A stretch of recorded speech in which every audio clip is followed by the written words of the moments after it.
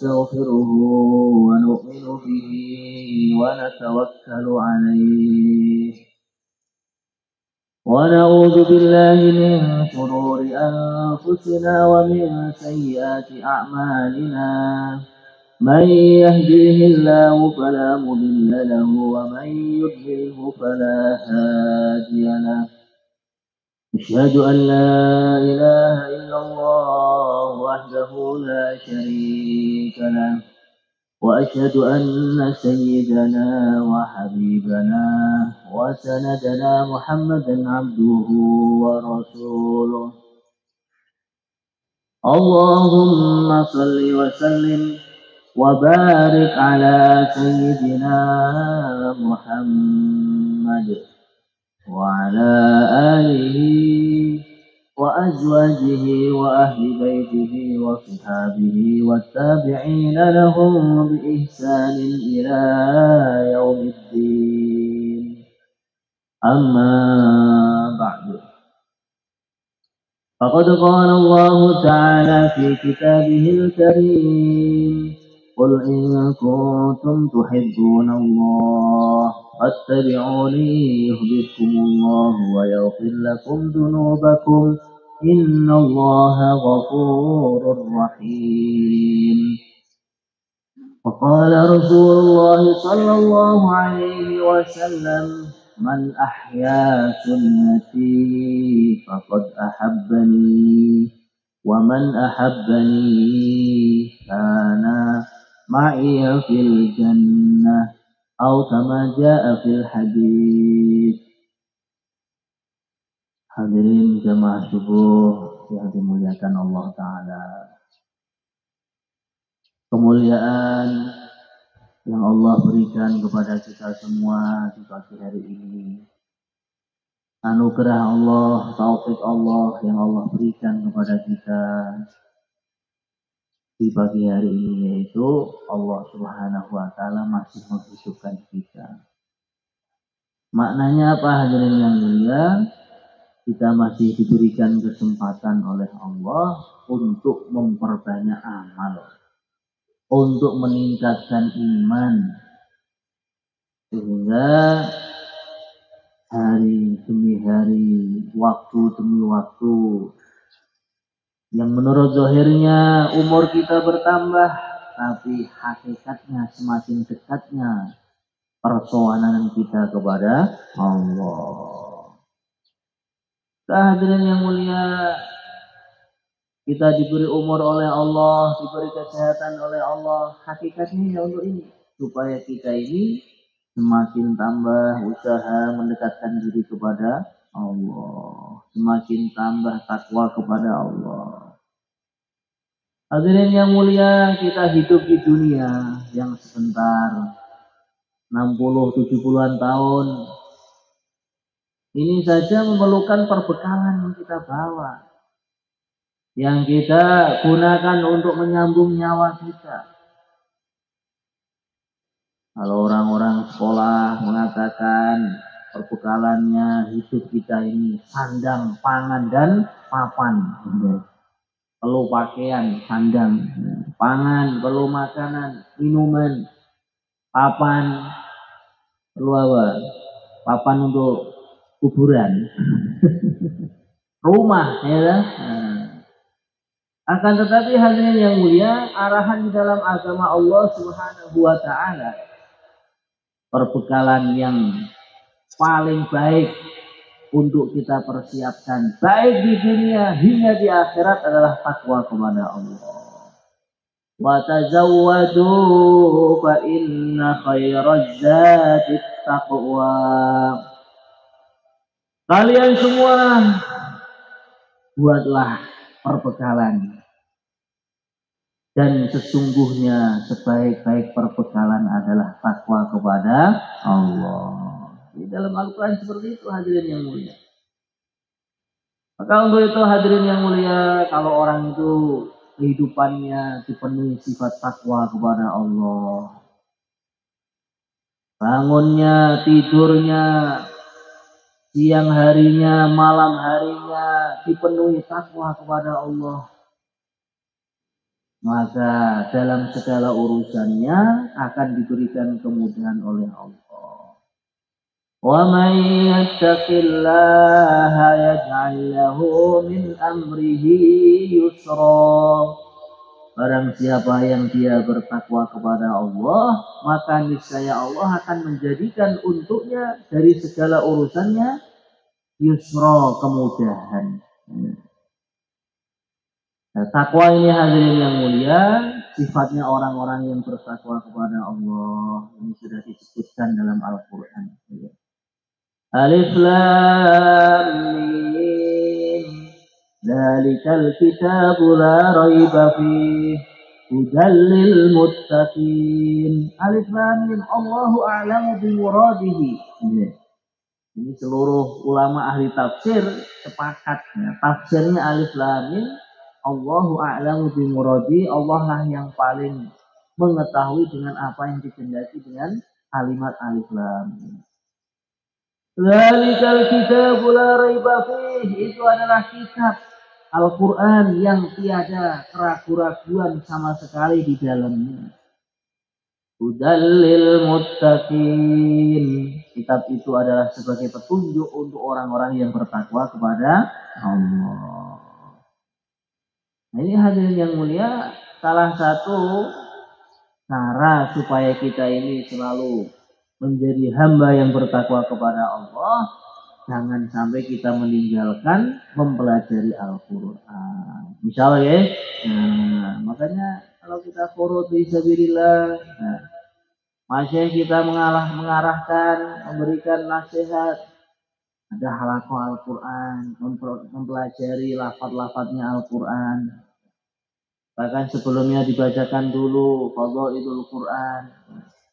Ini memang Al-Quran ini hadirin yang mulia menjadi sumber petunjuk dari Allah. Dengan menaiki tumbas motor ini kan ya, beli motor, beli sepeda, beli mobil, ada buku petunjuknya.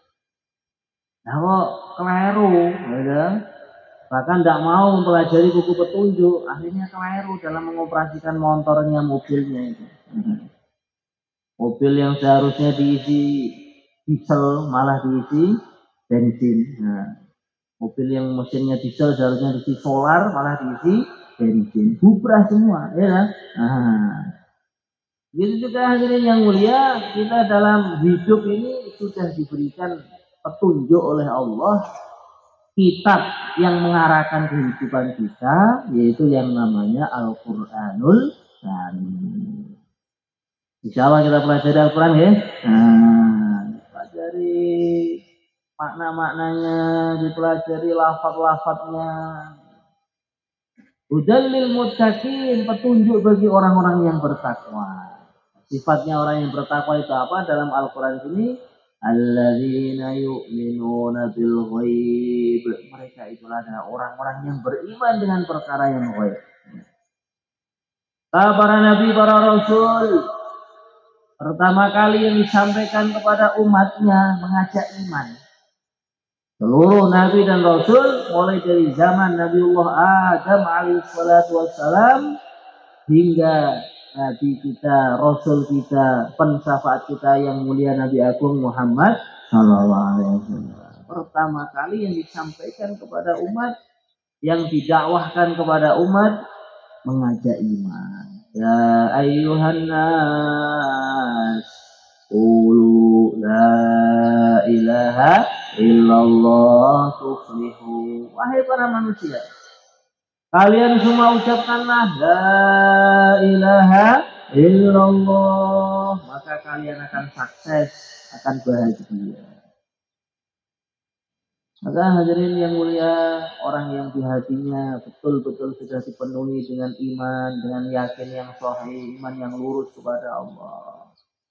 Keadaan apapun yang ada dalam kehidupannya, dia bisa mensikapinya. Keadaan yang menggembirakan, dia akan syukur kepada Allah. Tidak lupa diri, tidak lupa daratan. Dia akan menggunakan kenikmatan-kenikmatan. Dia akan menggunakan fasilitas-fasilitas yang Allah anugerahkan kepadanya, digunakan untuk taat kepada Allah. digunakan untuk mendekatkan diri kepada Allah. Insyaallah ya. Nah, ini tanda iman kita hadirin. Diberi kaki yang sehat, gunakan masjid, gunakan silaturahim, gunakan mendatangi majelis kebaikan, majelis ilmu, majelis zikir. Diberikan mata yang sehat, nah, digunakan untuk memandang orang yang di hatinya ada kalimat iman, kalimat syahadat, la ilaha illallah Muhammadur Rasulullah. Pandangan menyenangkan, pandangan memuliakan, bukan pandangan menghinakan, bukan pandangan benci.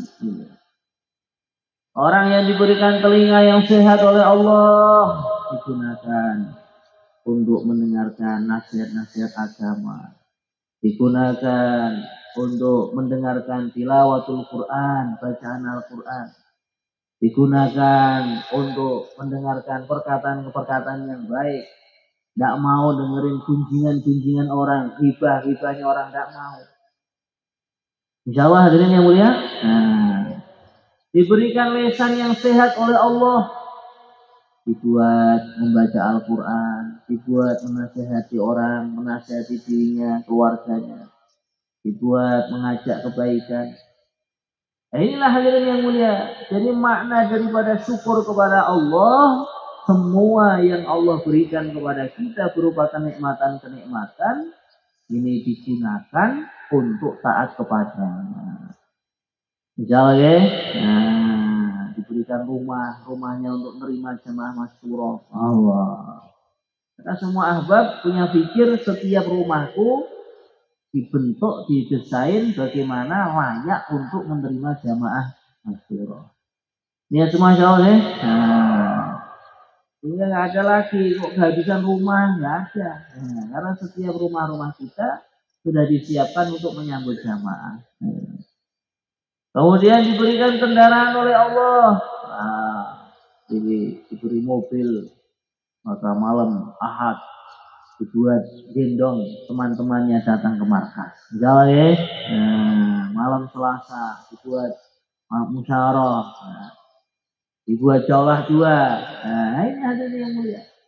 Bahkan guru kita dulu, Kiai Mahmud Mendiko, dia menyampaikan bahwasanya punya kendaraan kok tidak digunakan untuk agama, itu khawatir nanti di akhirat diperintah oleh Allah untuk gendong ini. Nah, kuat Pak, jangan gendong mobil Pak.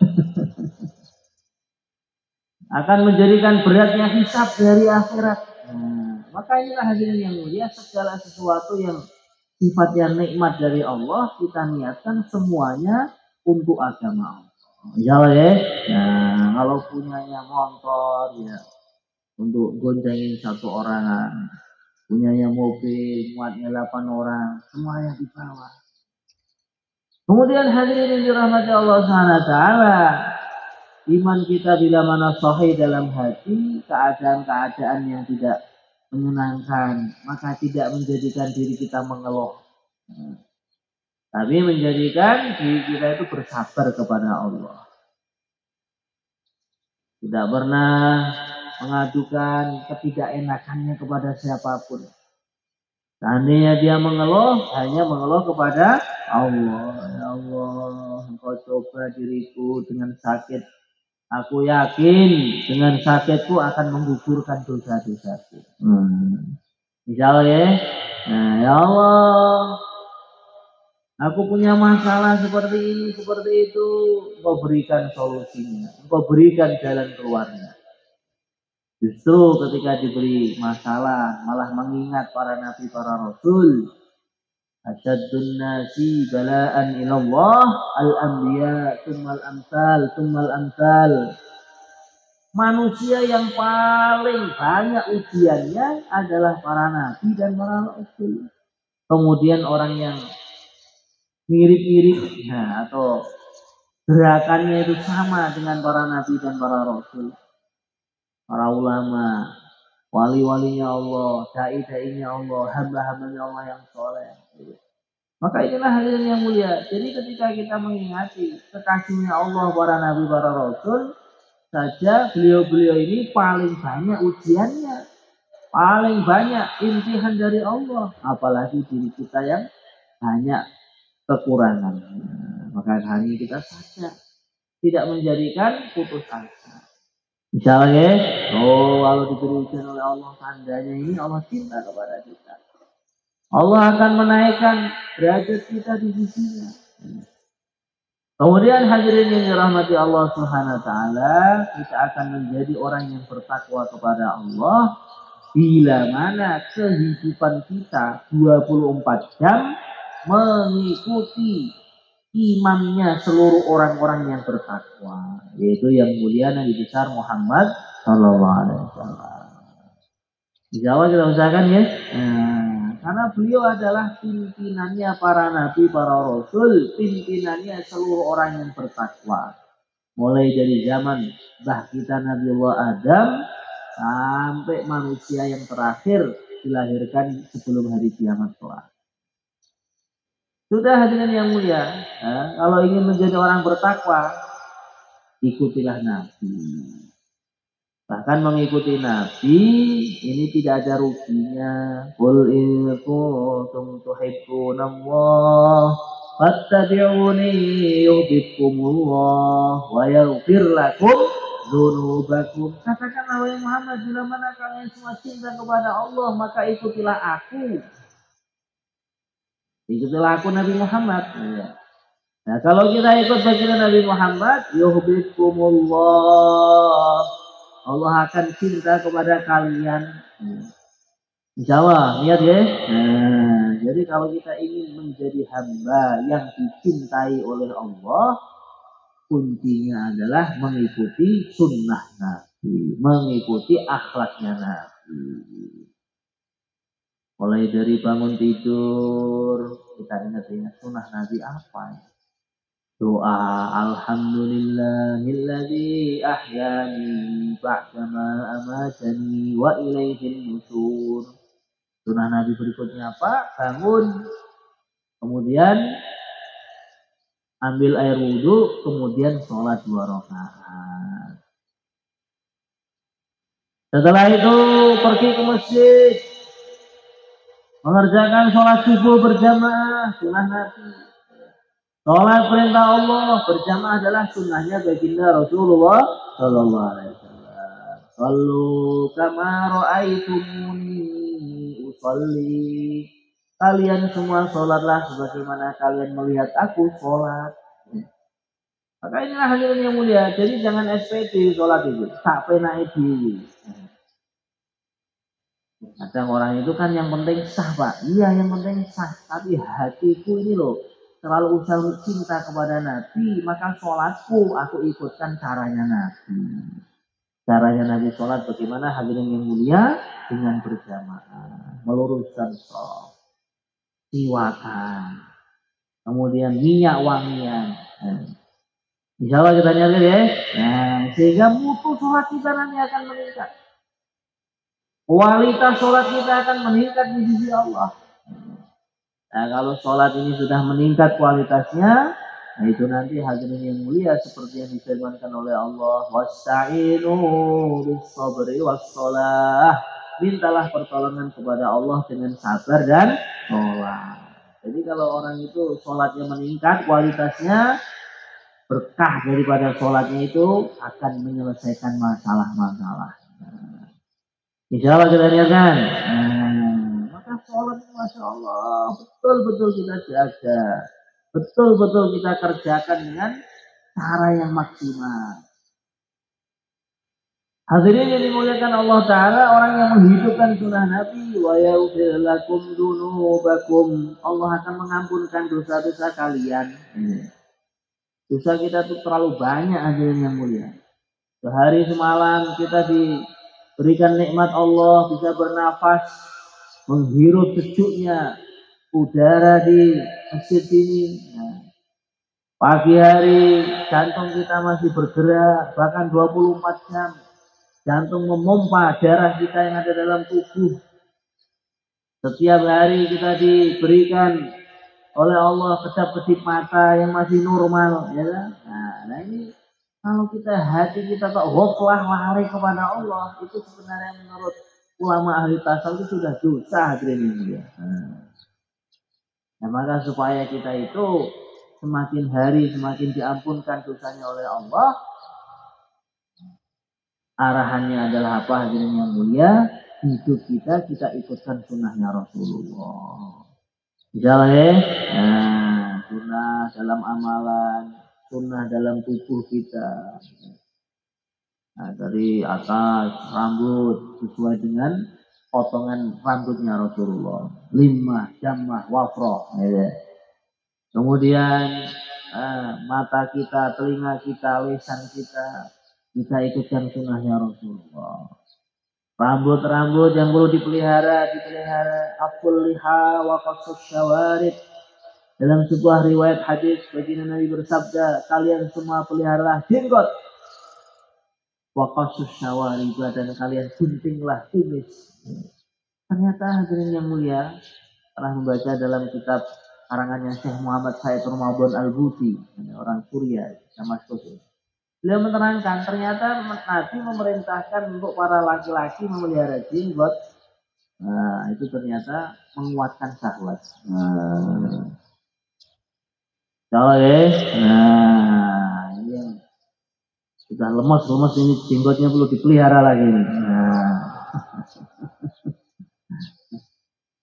Inilah hadirin yang mulia, jenggot dipelihara 24 jam. Maka kita mendapatkan pahala dicintai Allah.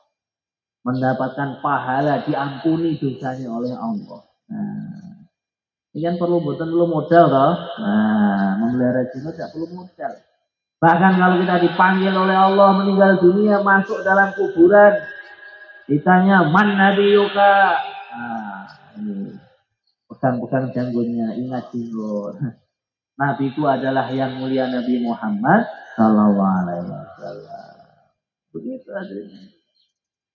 Termasuk sunnah dalam kehidupan, masya Allah, kita setiap hari ke kamar mandi, tempat buang hajat, keluar masuk, kita tunaikan sunnah Nabi. Masuk ke kamar mandi kaki kiri, keluar pakai kaki kanan, sambil baca doa-doa yang disunnah. Setiap hari kita makan minum, jangan lupa sunnah-sunnah Nabi kita tunaikan. Orang yang makannya memakai sofrah itu, pakai lemak ya, memakai alas makannya diangkat, perutnya kenyang, dosanya digugurkan. Oh, jadi amalkan sunnah Nabi itu enak gitu. Pahalanya masya Allah luar biasa. Belum lagi ingin santri-santri 1 tahun, ya, diniatkan setelah selesai setahun untuk menikah. Nah, nikah ini termasuk sunnah Nabi ya, yang mulia. Orang yang nikah dalam sebuah riwayat, pahalanya dia amal itu dilipat kali gandakan 70 kali. Oh. Makanya itikaf itu sekarang berat itu, ya. Oh. Karena pahalanya banyak, akhirnya berat itu. Oh. Kalau masih jomblo, nah mudah, nggak ada yang gandoli ya. Nah, kalau sudah menikah, masya Allah. Maka kita usahakan, insya Allah ya. Nah, sunnah-sunnah Nabi kita usahakan full dalam kehidupan kita sehari-hari. Bahkan dikatakan kita ngamalkan sunnah Nabi, ngamalkan agama, sampai kadang orang itu ngatain kita orang gila. Nggak apa-apa, kita gila pahala di sisi Allah. Nah, daripada mereka gila dunia, lebih baik gila akhirat. Jawab sebenarnya hadirin yang mulia, orang yang dia mencari ridha Allah itulah orang yang sempurna. Orang yang meninggalkan agama, meninggalkan akhirat, meninggalkan pikir, peningkatan akhirat, itulah orang gila. Orang bodoh minimalnya itu. Dalam sebuah nasihat ulama dikatakan talibud dunya jahil. Orang yang mencari dunia adalah orang yang goblok, orang yang bodoh. Berarti saya ke pasar tuh goblok Pak. Ya tinggal niatin jenengan gitu. Saya ke pasar mencari nafkah yang halal. Jadi ibadah hadirin yang mulia. Jadi asbab ridha Allah. Saya ke pasar, ke sawah, ke kantor untuk bekerja, mendapatkan harta yang halal untuk bekal dakwah, akhirnya jadi akhirat, bukan dunia lagi. Allah. Misalnya, talibul uqba akil, orang yang mencari akhirat itulah orang yang cerdas. Jadi yang dikatakan orang cerdas justru yang dia ini hari-hari sibuk memikirkan akhiratnya, hari-hari sibuk mengamalkan agama untuk mendapatkan pahala di sisi Allah, mendapatkan ridho di sisi Allah. Nah yang lebih sempurna lagi, wa talibul maula kamil. Orang yang mencari ridha Allah itulah orang yang sempurna.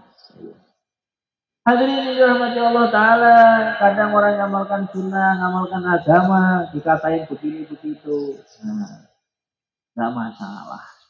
Nanti di akhirat yang memberikan syafaat itu bukan orang yang mengatain kita. Di akhirat kelak yang memberikan syafaat adalah yang mulia Nabi besar Muhammad Sallallahu Alaihi Wasallam. Maka kita nggak usah peduli, insyaallah ya. Nah, terus fokus memikirkan perbekalan kita untuk hidup di dunia yang sebentar dan untuk di akhirat yang kekal abadi selama-lamanya. Nah ini hadirin yang mulia, nah, menghidupkan sunnah-sunnah Nabi.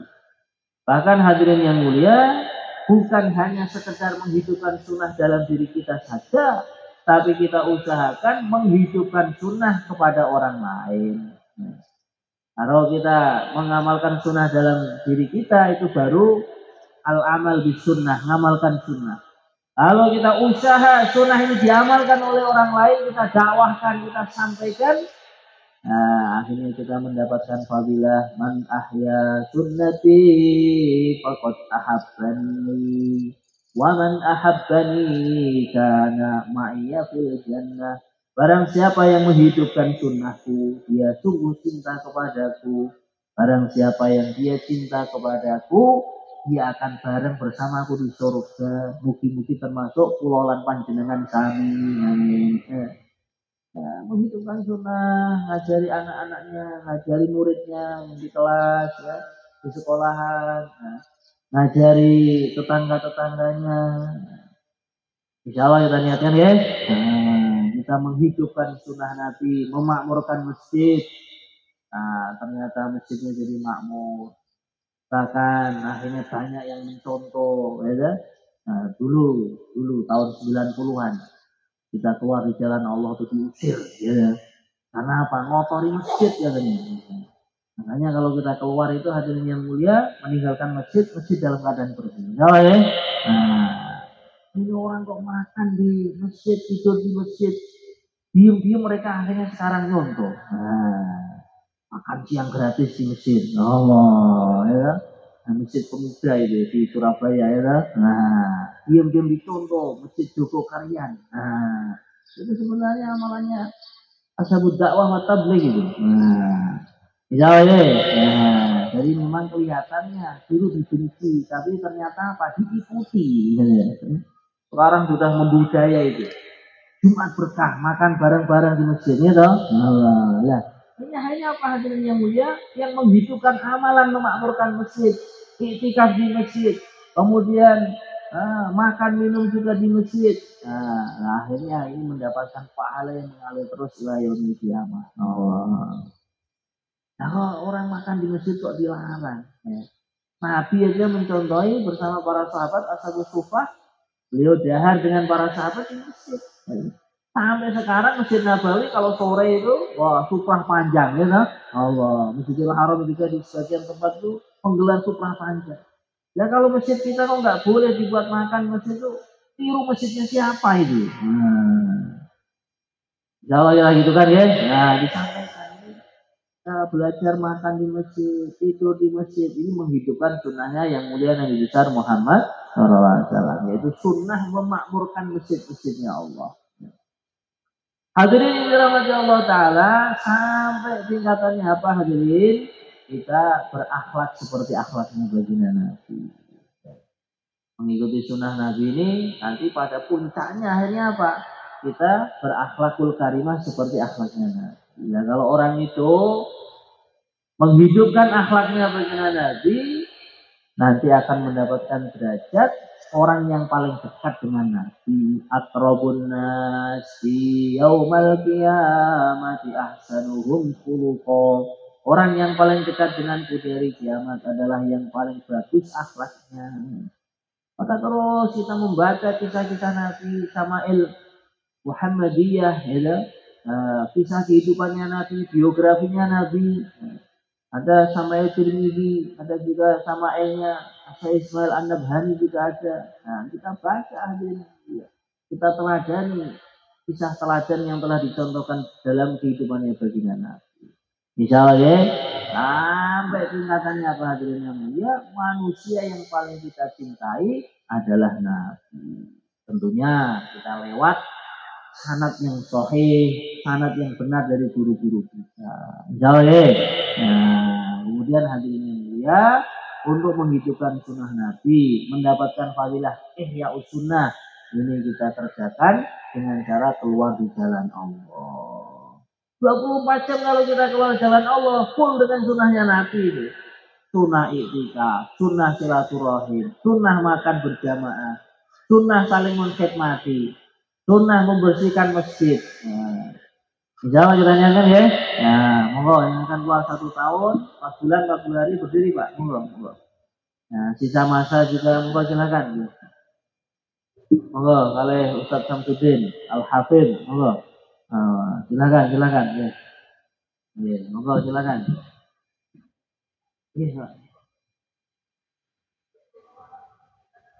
3 hari, 40 hari, 4 bulan, 9 hari mawon ya. Nah, kita tutup, kalian doa kafaratul majelis. Subhanallah. Assalamualaikum warahmatullahi wabarakatuh.